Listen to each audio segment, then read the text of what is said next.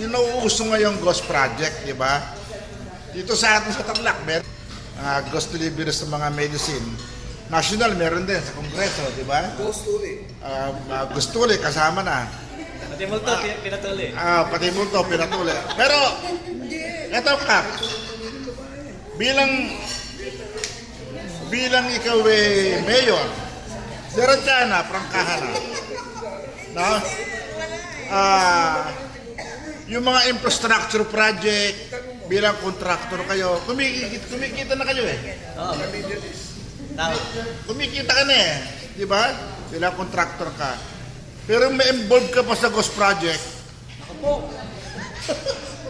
Hindi na siguro, hindi na ito gawain ng isang anghel. Kasi karumal-dumal yung ghost project.